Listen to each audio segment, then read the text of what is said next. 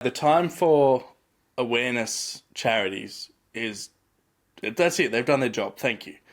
It's now time for a practical charity to come in, and I don't know if it's a task you'd want to take on is having a charity as a business and then using content to drive that. But lived experience charity, then helping people connect with NDIS, connect with this, like you are essentially building a network that is incredibly strong of people with all these people with lived experience. So it could almost be, I hate people monetizing mental health, but if it's a charity and it's done, you've created it via these podcasts, via lived experience, I don't know. It's just one stupid idea that I want to ask you about, if that's something you've ever even thought about. Well, I'll give you a couple of good examples. I love this brand called Trademut. Now, Trademut, have you heard of Trademut at all? I have. They got the tradie wear. Yep. Yeah. So I've interviewed Ed before, and they're a practical charity almost in a way. They sell the workwear which promotes mental health conversations, which gets conversations going. But a lot of they're a social enterprise, so a large amount of their profits goes and funds free mental health counselling in the community, and they've provided free, it's hundreds of thousands of dollars all from that, right? And I love that sort of stuff because they're obviously their business. They've got to make money themselves, so they're making money, but they're doing it in a way that's really socially responsible and helping other people. But yeah, there are some organisations who do this. Like I think it's Finding North, which is one, a lady called Zoe Carr, and a few other people do it. And the problem with them is this: I just don't think they have they don't have the skills to get the awareness around it. So they don't have a content factory at the front end to drive awareness into this channel, where they've got the system set up, but they don't have the awareness to reach the mass with the concept. Or the funds, the skills, the ability, Yeah, and I find with a lot of people, there's another guy called Bill Camp, who's a really good guy, and he has this independent living community, really, really smart guy. And same sort of thing, great serpent, they do a lot of great work, but it's just that awareness thing where they don't, now you need to have that content factory all the time.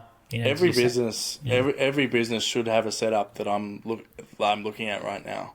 It was predicted 5 years ago that every business would have some sort of camera lighting setup because, the barrier for entry to create video these days is so low that in order for you to stand out, you've got to do something different. Be that, are you funny? Are you creative? Are you intelligent?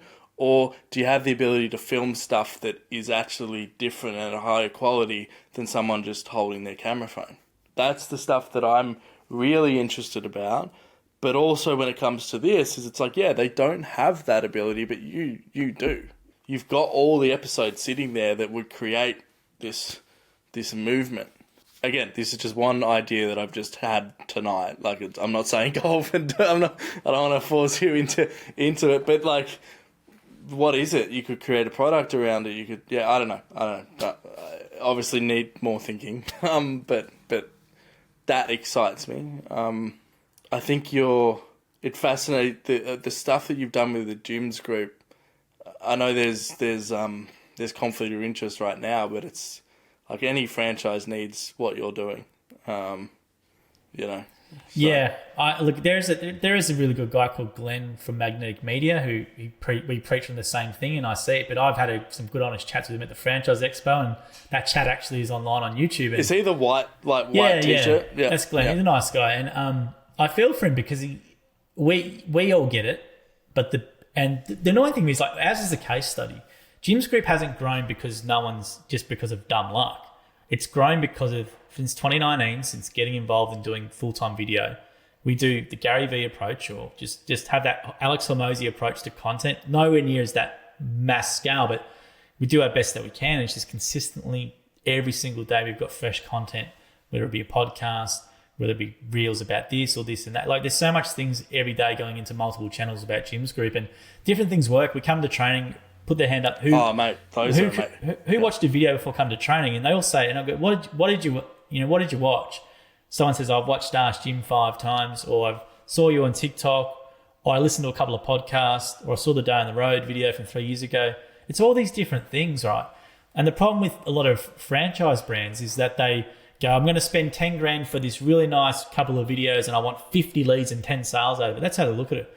whether franchising is such a serious investment for people. Our franchise is one of the cheapest ones, right? 20 grand to sort of 50 grand sort of range. Whereas, if you're expecting people to invest 250 grand, you want them to watch one video, then all of a sudden they're going to convert and come into your funnel. It takes time. People will watch you for 10 years maybe sometimes before they make a decision to come and invest. One organic video is never going to create massive impact for a person. No. But 30 videos consistently put out over a 1 to 2 month period, consistently every single day, and people are going, oh, wow, I see you. I know what you're talking about. That's what creates the impact and change. One bit of content won't change your world, but a whole bunch of consistent content over a consistent daily basis and great messaging definitely will. And it doesn't have to be video all the time. Video all the time is preferable. But if you can do a video on Monday, a carousel thing on Tuesday, and all this kind of stuff, and feed it in, that's where you're going to get most value from content production. And it's sad because a lot of people invest so much time and money into one video, and that one video will flop, and they don't realize that it's actually the 5 to 10 videos after that get people interested in what you're doing. And yeah, you were going to say before, you feel for that other guy. What is he just not, people don't get it, or well, he just finds he runs into really when he talks to the brand managers or the CEOs of the franchise systems, they're just very antiquated thinking they have, and a lot of people as a business owner, if they don't do something, they don't think it applies, no one else does it, right? So if they don't use Instagram or they don't use LinkedIn, no one uses LinkedIn or Instagram, which we just know is incorrect, or they don't use TikTok. Very incorrect. My kid has TikTok. I don't have TikTok. Who's going to buy a franchise from TikTok? I know they do. They do. We've sold many from based on that video they've seen on TikTok, right? So this happens all the time. They say, oh, my customer isn't on Facebook. And then 10 years later, they're trying to create this fancy Facebook funnel. And it's like, you missed the boat. My customer, they then say this, my customer's not on TikTok. And then 2 years later, now they're trying to do TikTok, and they're just doing dances and not understanding that it's a powerful platform if you just put stuff out that is fascinating. You know what it comes down to? Yeah. It comes down to two things. Yeah. Ego and thinking you know everything.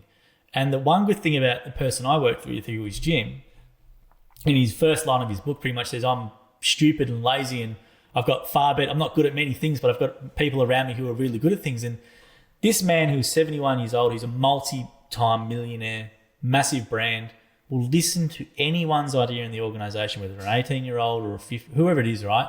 No matter what it is about, no matter if it's about his system or whatever it is, he will listen to their feedback and take it seriously, right? So that, and I don't think a lot of business owners have the humbleness or the ego gets defensive when someone's trying to, I've been doing this business for 20 years, someone's telling me how to do this from an outsider, what do you know? Whereas, and path of least resistance, I'm just not going to do it. And then 5 years later, so people that jumped on your TikTok and your Instagram Reels 5 years ago, and now, was it 5 years ago? Is it 5? Our TikTok, I got on TikTok late. I should have got on there earlier, but we're up to 70,000 followers, but I should have got on earlier. But okay, so people that jumped on TikTok 3 years ago that didn't listen to the people saying, oh, that's pointless, or oh, that's just a dancing app.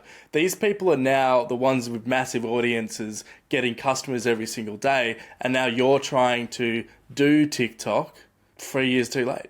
You've missed the opportunity. Now, you haven't missed the opportunity because it's still an incredibly powerful and an amazing platform. And you're only one video away as well. You're only one video away. And that's the thing. You're only one video away from getting your customers, but you never know if that one video will be the 5th one that you make, the 30th one you make, or the 100th video one you make. But if you stop at video 1 and 2 and you go, oh, this thing isn't working, you're not going to get to the 100th video that will actually get your customer. So don't give up creating great content because the first 2 videos don't do well. I have videos that have hit 3.9 million views. I've had videos that have done 200. And you know what? Sometimes the videos that hit 200 views are actually the one that gets the customer. So if I stop putting out content because I'm seeing 200 views and not 3.9 million views, I'm going to miss that opportunity. If you had a viral video go out and then that was the only video that you did, you've missed out on the opportunity of the viral video. The viral video isn't designed to get you millions of customers. It's designed to get someone to come back to your platform to then binge watch all the other really good stuff you do. And then on the 10th one they watch, they go, I'm going to book a call with this person. So if you're going for virality from day one, that's the reverse thing you should be doing. You should be going for value from day one in the hope that a video goes viral eventually, so you then have a catalogue that people can binge watch through and go, I'm going to book a call with this person because I like them. And I also think with the assets you create, Tim, with these people, that's the amount of times you can repurpose it. Now, this word repurposing gets thrown around, and repurposing in essence is actually, it's not rocket science, but it is hard work because it's a volume thing. I've got to repurpose into a LinkedIn post, make it a carousel, make it into a Twitter thread, make it into a blog post, all this stuff, which I'm doing now with a lot of our gym stuff, and it's a nightmare. I've got VAs doing it for me full time. But the thing is, well done. But the thing is, what people need to realize is when they create a video asset with yourself, like a video pack, it's not just video. You've got stuff there that can be made into a website, blog posts. You can actually put them into a website blog post and then boost it to get more traffic to your website. You can do all these different things. So it's not just video content creation you're doing. You're creating this marketing asset, which with AI now, you can then repurpose into many ways. Oh, mate, you know the best thing that ChatGPT can do is you can put something into ChatGPT and go, expand on this for me. So clients of mine are giving me videos that are 30 seconds to 1 minute, 30 seconds. Maybe they'll go into the 2 minute mark. If someone speaks for 2 minutes on their topic, they've got a great video. Now what you can do is go into a transcription service, get the transcript of what you're saying, plug that into ChatGPT and go expand on this and make this a blog post. All of a sudden, you've just turned one video, not only into a video, but a blog post as well, that can also be highly SEO targeted if you know what you're doing. So, and there's tools. It's a great point. It's what I'm doing at the moment. But there's a tool called Koala. Koala for me is the best one. You put up a post about that, and I said, let's talk about it. So Koala gives a better output over ChatGPT, in my opinion, just with the output I've got with it. But what I'm doing for me is I've created thousands of videos with Jim as the Jim's Group brand over the years. I've never worked on my own personal brand. Right, this term gets thrown around a lot. So I'm trying to try and show my work so that if something ever happens, at least I've got some personal brand to fall back on. No, mate, you should be talking about all the things that you're doing in the Jim's Group, because not only will it build up you as Joel Kleber, but it'll also, the franchisees will look at that and go, oh my God, this is what we get when we buy franchisees. We get a chief marketing officer who actually knows what's happening. We get a chief marketing officer who is actually actively on all the platforms that are relevant and is up to date to the technology. Like, as a franchisor, I would see that and go, oh my God. Well, I'm a bit lucky. Like, I take the new franchisee training. So there's 127 people, for example, and I actually show ChatGPT in our new franchisee training. So I show them for the last 15 minutes on how to write an email template, or write a debt collection letter template, or write 10 social media captions with it. So I'm sort of a bit lucky. I sort of show them at the start of that training. But you're right. A lot of the time, a lot of marketing managers and CMOs and stuff are really good at building other people's brands, but they don't build their own. So for this one, I'm trying at the moment every day. I've actually got on my streaks thing here, write a blog post. And what that basically means is get a video, which I've done from Jim's Group, put it into Koala. So you put the link in there from YouTube and you say, and it takes the transcript from the video and you say, turn this into a blog post, which is SEO optimized, which is what ChatGPT can do from it. But you don't have to go and get the transcript from over here and put it in. But ChatGPT isn't video specific. No, well, you can use third-party plugins. So there are plugins you can use, like the video sites. But I'd prefer to use something that's built like Koala. Koala's really good. The Koala output's really good. But you use that, basically take any video you've done. So they could do it with your video, for example. They would have it on their YouTube channel. They would take the link into Koala. You would then produce a nice SEO-optimized blog. You then go to your website. You then put the right H1 on it, embed your video, put your thing there. It takes you 5 minutes and you've got a piece of content which is unique. It's not going to get flagged because it's from your transcript. Your voice. It's all from your voice. So it's not going to get flagged. It's you. Yeah. It's not like, ChatGPT's written this. Yeah, no. But the good thing about it is you can even take other people's videos, though, and use the same thing. And you actually select a setting where it says, make it so that it doesn't know that I'm taking this from someone. So these tools are quite interesting. But also think, I'm going to go through some of the workflows and show people what I'm doing in regards to what, because I suffer real bad from the Dunning-Kruger effect, right? So the Dunning-Kruger effect. Are you familiar with that? I've heard of. So I spoke to a guy called Jared Dawson, really good business coaching guy.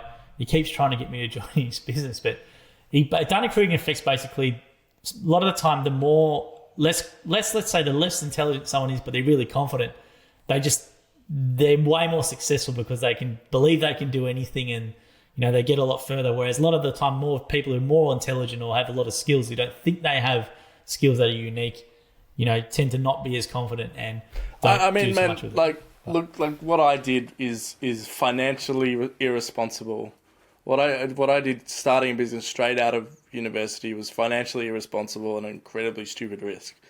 But I did it because I knew that I had something and I had the encouragement around me to go, well, just go and do it. Go and make the mistakes. Go and stuff up. Go and get better, improve, buy the equipment, scale. And there is that point of stupidity that you need as a business owner. It is stupid to run a business unless you have the funding or the whatever. It's a risk. It is a risk. And you need to be blind to that risk for a long time before it starts to pay off. I've been doing this for 5 years and it only started to pay off last year. And then I had that last 2 years. And then, so at the moment, man, I'm back in startup mode, but with 5 years of knowledge and experience and lessons. And you've already done that. You've done the yards because the job, but it's if you look at someone starting up a business, that is an incredibly risky thing to do, both financially, energy commitment, and time. But I tell you what, when it works and it pays off, it's one of the best things that you can do. Can I ask you a couple of questions then? With your skills with video marketing, what is going to be the trends moving forward in terms of people standing out? Because I think we all know video is the way to go, and a lot of people are producing video content that you'll see on the feed, which is that 1x1 square style with the headline at the top and stuff. And I produce it a lot as well. Yeah. Okay, so the trend used to be the 1080 by 1080. You got the title up the top, and then you got to have subtitles just because people will be reading it. It's now moved to a mobile first environment because of TikTok, Instagram Reels, and YouTube Shorts. But also, it's now no longer a requirement just to have subtitles so people can read with the sound off. It's now a requirement to have dynamic Hormozy style. I don't want to say Hormozy style. It's now a requirement to have subtitles that are no longer just there, but also contribute to the video. And what that means is they're changing color, they're moving, there's emojis, there's zoom in, zoom out effects.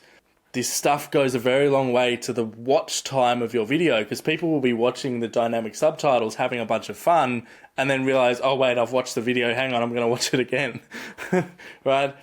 Now, is it the determining factor that will make your video successful? No, because if your content is bad and you put over the top of it fancy supers and fancy subtitles and the actual video itself is bad, it's going to flop.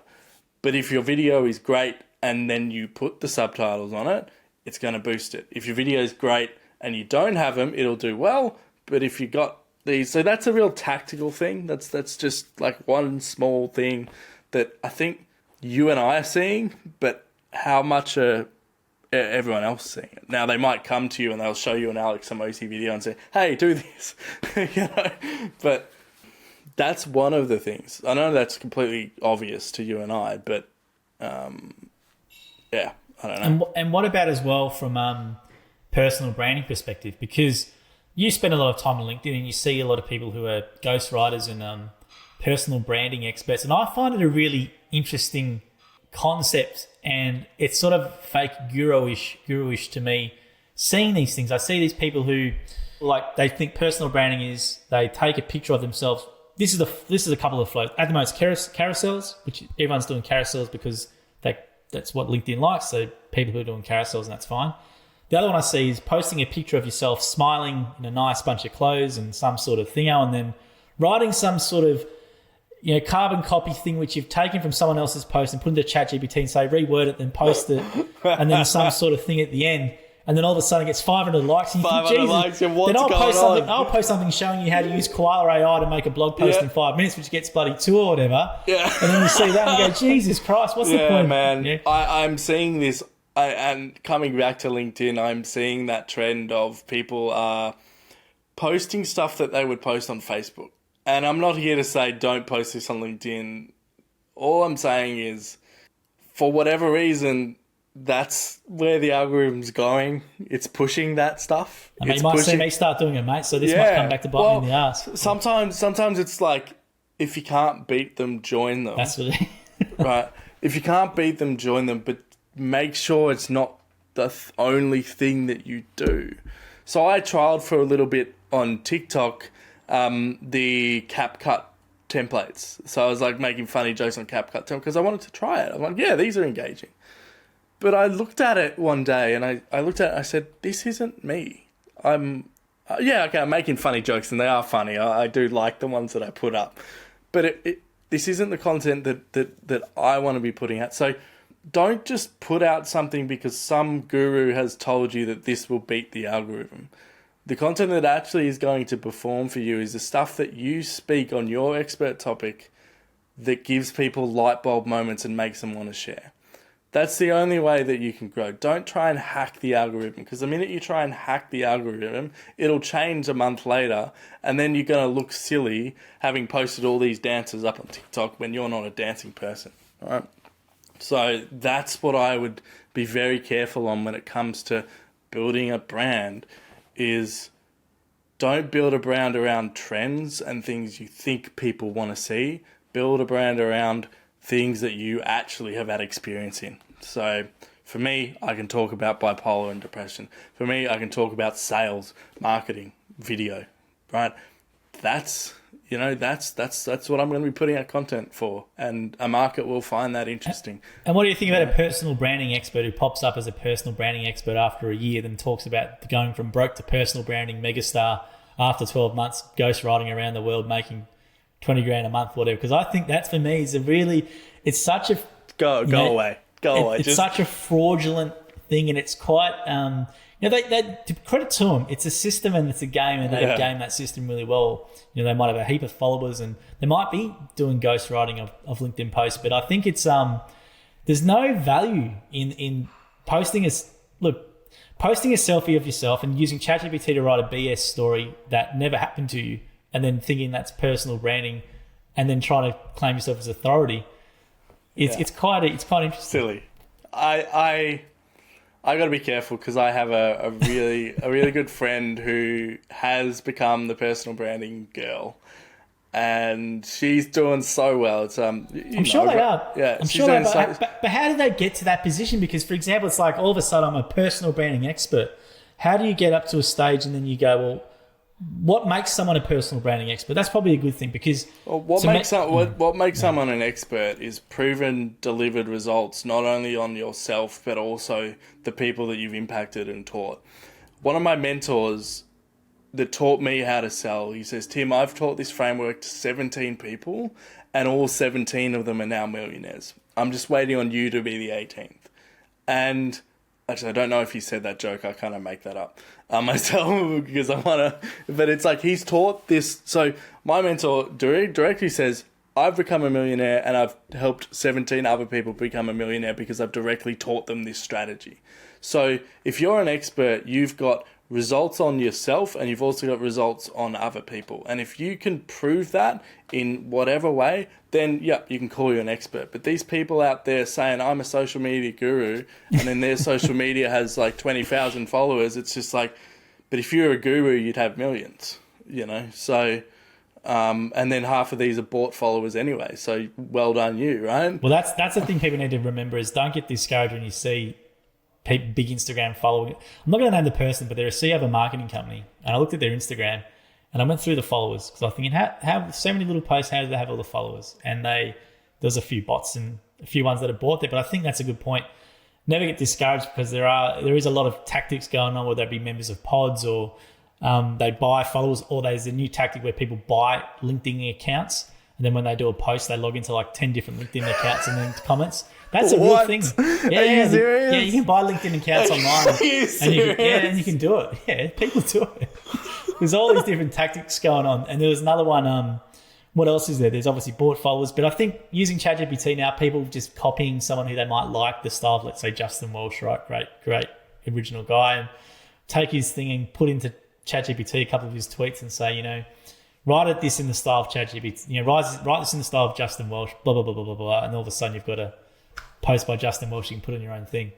And that's the thing. The barrier to entry is so easy these days when it comes to any content creation. So what are you going to do to make yourself stand out? Are you funny? Are you entertaining? Or are you intelligent enough to give someone a bit of advice that makes them go, oh, that's cool, I'm going to share it.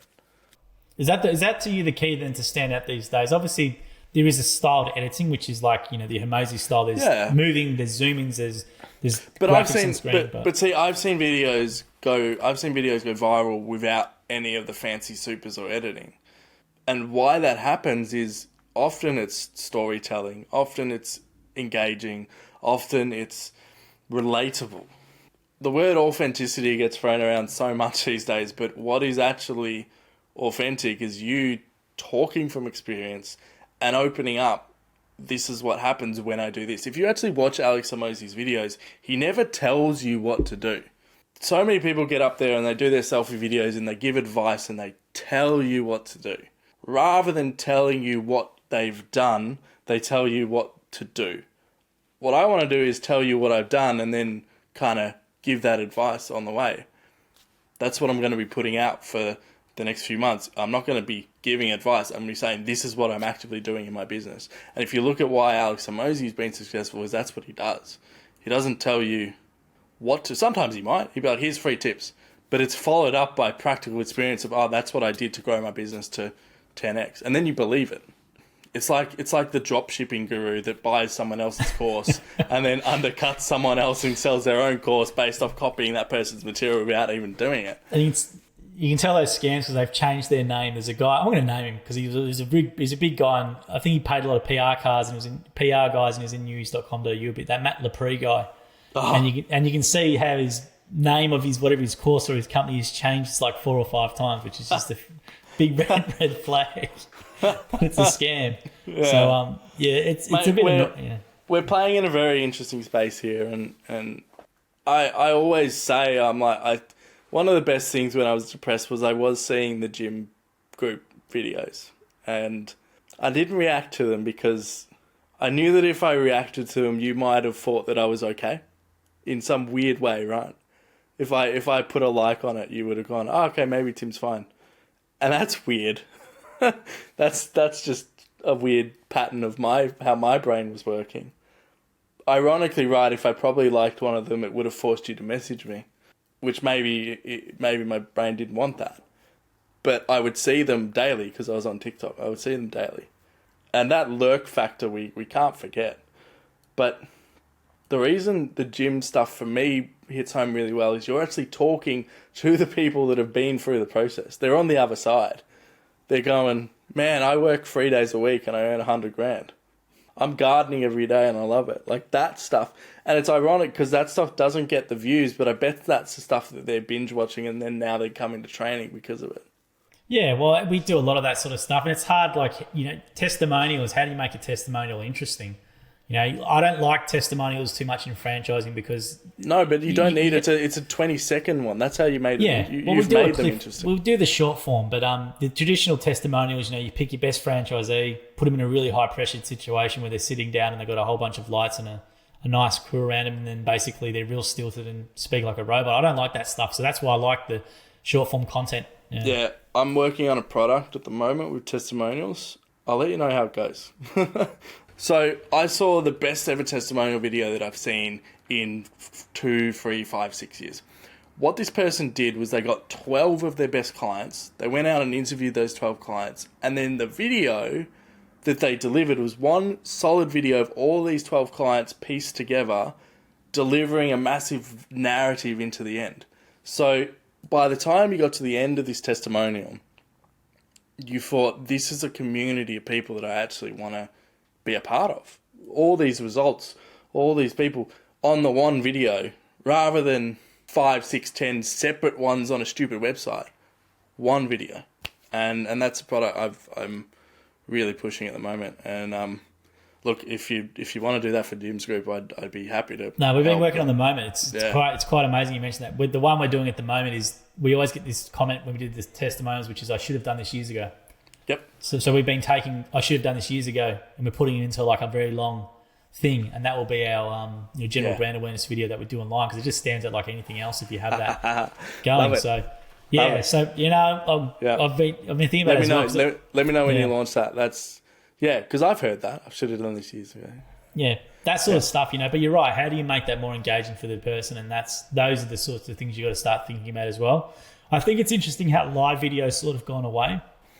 Live video, Facebook used to be pushing for live video, and they used to give you a lot. Well, more. LinkedIn Live has come back with an event, but they like that, don't they? Yeah, I haven't seen too much come in my own feed, to be honest. Maybe not following the right people. LinkedIn Live. But I still think the live video aspect. I think that's something where I don't know whether people should do it or not if they want to, but I think for us, from a content creation point of view, recording a live chat then repurposing it's always been really good. Well, doing a live video either on Facebook or LinkedIn gives you so much leverage, because not only do you then have people watching it in real time, but if you're smart enough to record it, then you've actually got the asset that you can then go and use in multiple other places. I think a live video is such a big leverage point if you've got that ability to do it, because having people watch there and then will create conversation, and then having people watching after in a recorded format gives you that ultimate leverage of the time that you've used. It almost doesn't matter if 2, 3, 5, 6 people show up on your live video, because then after the live you can distribute it to 100 other people. Yeah, and we use that a lot for our content creation. So most of our TikToks are from Ask Jim, which is that. But I was going to say, but for me as well, it also has some sort of level of authenticity. I know that word gets thrown around a lot, but imagine if let's say, I'll give you an example, right?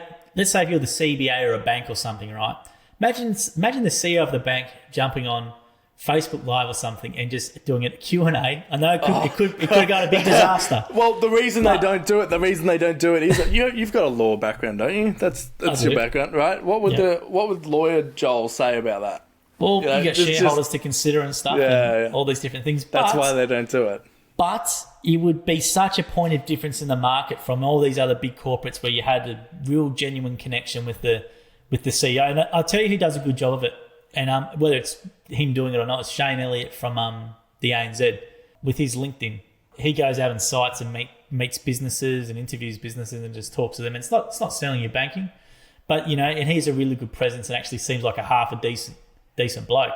And in the bank where everyone thinks banks are all crooked, you got to have that human element or to differentiate yourself. But big business using live video, I think something I would love to see one day someone just go stuff it and just do it. But well, I mean, you're a part of a big business that has done it and succeeded from it. So we sort of, for us, it's sort of for me it was a good way of getting all the questions that people wanted to know out easily in one sitting, as opposed to filming in isolation. I still think video creation, even though the video is a lot more prevalent, I still think businesses don't.